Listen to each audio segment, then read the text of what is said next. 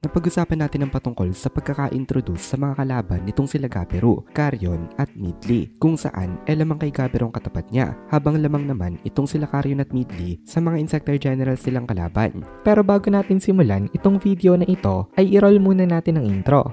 Hello everyone and welcome to my channel, ang inyong source ng Tagalog na Tansura Contents. Sa channel na ito ay pinag-uusapan natin ang mga nangyayari sa may Tansura Universe. So without further ado, let's get into the video. So, ang katapat nga ngayon nitong si Midley ay itong si Saril, kung saan sinabi nitong si Midley na wala daw lucky punches sa may higher level na battles. Medyo mahaba itong line nitong si Midley dito, kaya nainis itong si Saril sa kanya at sinabi ni Saril na ano daw ang pinaparating nitong kanyang kalaban. Nag-reply naman itong si Midley dito na to put it simply, malakas daw siya. Aso na sinabi yun ni Midley, bigla siya naglaho at in an instant, na-close niya agad ang gap nilang dalawa nitong kanyang kalaban. Nagulat na lang itong si Saril dito dahil nakalapat na ang kamao nitong si Midley sa may mukha niya, tapos tumalbog siya ng malayo. Sabi ni Midley medyo masakit daw yung ginawa niyang suntok, pero masasanay daw itong si Saril dito kasi ang pinaparating ni Midley papakainin niya itong kanyang kalaban ng napakaraming mga punches to the point na masasanay na itong sumalo nitong mga suntok niya. Sa pagsuntok ni Midley kay Saril nagkaroon siya ng poison sa kanyang kamao, pero walang pakialam itong si Midley dito, kaya nagsalita itong si Saril na bakit daw wala itong pakialam kahit na nakapitan niya yung lason.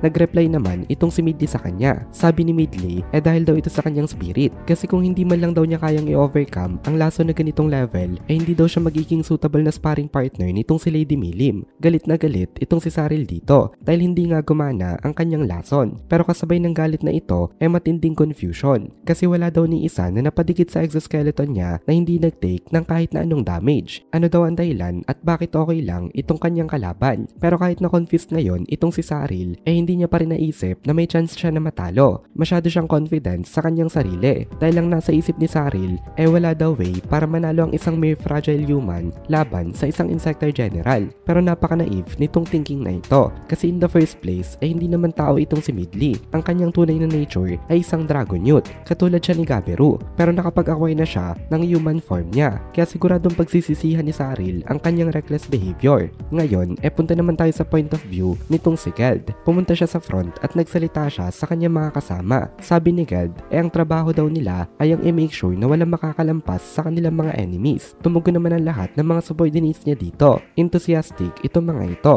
at kitang-kita sa mga mukha nila na wala sa kanilang sign ng kahit na anong pagkatakot. Ang kanilang mga kalaban ay iba't iba ang mga itsura, iba't iba ang mga shape at sizes nitong mga Insector forces para sila mga monsters na ini-incorporate sa mga malalaking insects. Ang ilan sa mga ito merong humanoid form at yung may mga humanoid forms daw ang mga bigatin. Sa paglapit daw ng isang Insector sa pagkakaroon ng isang humanoid form paglakas rin nitong Insector na ito. Kaya kapag mukhang mukha ka ng tao in terms of form talagang sobrang lakas mo. Ngayon may naipinpoint na isang general itong si Geld. Ito ay nasa likod ng kanilang mga forces. Isa itong malaking centipede, over 30 meters in length, at judging by its overwhelming presence isa daw ito sa mga Insector Generals. Napagdesisyon na ni Geld na siyang tatapat dito, kaya nagsimula na siya mag-step forward. Ngayon punta naman tayo kay Esprit. Nagulat itong si Milim dito dahil pinikap nitong si Esprit ang kanyang espada, kaya tinanong nitong si Milim kung saan daw ito pupunta. Sasali na daw ba ito sa may battlefield? Sabi naman ni Esprit sa kanya oo daw, kasi mukhang nahihirapan daw itong si Carrera Sama, kaya gusto niya daw na makatulong dito kahit na sa maliit na paraan lamang. Kanina pa kasi nag-observe itong si Esprit sa mga nangyayari. Nakita niya na itong Insector General na si Zez na katapat ng kanyang lady ay talagang merong fearsome na fighting capability. Moreover nandito itong si Pelyod, kaya hindi makagamit na magic attack itong si Carrera na pinaka-specialty niya talaga. Kaya ngayon nasa isa siyang malaking disadvantage. Inilabas ni Esprit ang kanyang spada. Ang spada na ito ini-forge nitong si Kurube at ito ay considered as a legendary grade na weapon. Magic sword ang tawag dito. Hindi talaga itong si Esprit gumagamit dati ng sandata dahil naniniwala siya dati na kapag demon ng kalaban mo magic lang ang pwede mong gamitin dito, kasi nga sa underworld puro demon din naman ang kanyang mga nakakasalamuha, kaya magic talaga ang kanyang pinagtuunan. Pero ngayon nakikita nitong si Esprit na importante din pala nasain ng sarili sa paggamit ng mga weapons. Tsaka sobrang interested rin kasi dito ang kanyang master na si Carrera. Isa itong si Carrera sa mga demons na talagang interested sa paggamit ng weapon,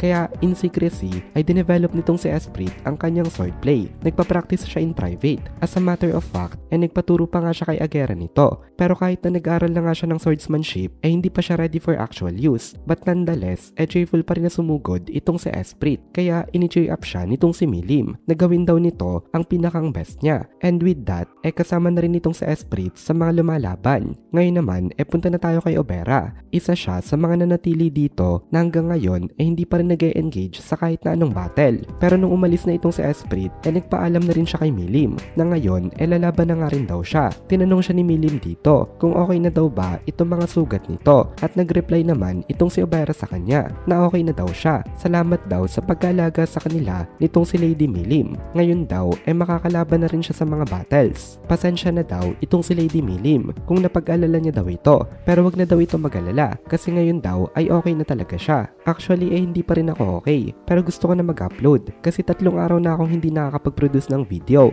Kaya again, pasensya na sa audio quality.